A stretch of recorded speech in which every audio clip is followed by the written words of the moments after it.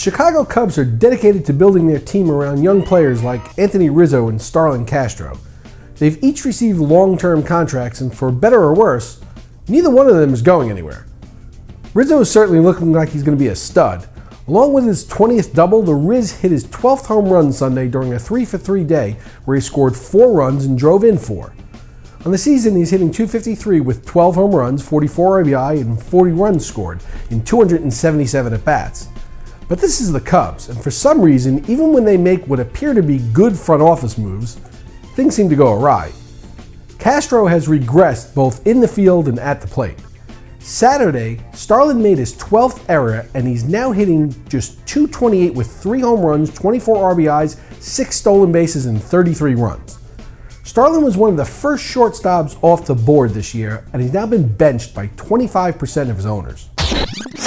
Sticking with the Cubbies, outfielder Ryan Sweeney had a day Sunday that put money in the pockets of anyone who played him in daily fantasy, which unfortunately was no one. Sweeney went 3 for 5 with a home run, 6 RBI, and 2 runs scored. Even in standard fantasy formats, Sweeney is only owned in 1% of leagues because he just doesn't play that much. What a wasted fantasy day. One of the biggest of the season. Have you been missing out on the wave of Super 2 call-ups? Twins top pitching prospect Kyle Gibson will make his Major League debut this coming Saturday at Target Field against the Royals. Gibson entered the season as the number 49 prospect by MLB.com and has gone 7-5 with a 3.01 ERA over 15 starts with AAA Rochester this year. He's 6-2 over his last 10 outings with a 2.88 ERA and 53 strikeouts over 65 2/3. Raul Ibanez may be a part-time outfielder in DH, but he's producing like an everyday player. Ibanez hit 2 home runs on Sunday and now has 17 home runs and 42 RBI in just 208 at-bats. He's a certain start against righties and is starting to earn more playing time in general. Ibanez starts in only 16% of leagues and is being grossly misused by fantasy owners. Bryce Harper will work out in Washington Monday and Tuesday and look to start a rehab assignment Wednesday, putting his much-publicized knee injury behind him. Chris Perez will make one more final rehab appearance before being activated later this week. He'll step right back into his closer's role for the Tribe. Jose Reyes is expected back in the Blue Jays lineup Thursday in Boston. If you're near the bottom of the standings in your league, you should be able to get quite a bit for him because he's clearly back to full health. Reyes has played 2 games with AAA Buffalo, going 3 for 8 with a double, 3 runs scored, and a stolen base. And after running into the outfield wall while making a catch in the 4th inning Sunday, Carlos Gomez had to leave with a left shoulder sprain.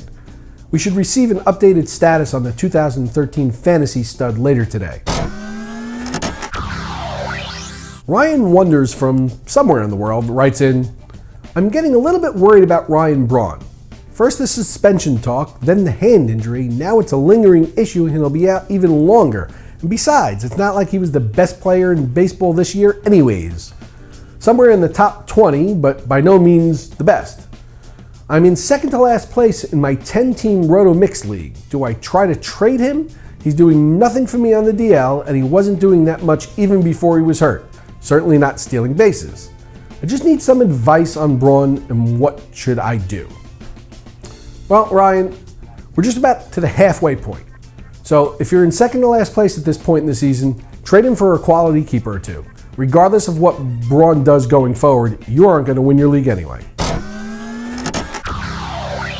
Pedro Alvarez now has 4 consecutive multi-hit games, hitting .563 with 3 doubles, 4 homers, and 8 RBI during that span. Pedro's now hit safely in each of his last 8 games, and he's hitting .237 with 19 homers and 51 RBI on the season. Batting average is only one offensive category, and his average isn't low enough to warrant benching him based on his power production. I can't fathom why he's only starting in 75% of leagues. Alvarez owners who have reserved him are making a grave mistake. For RotoExperts, I'm Mike Cardano.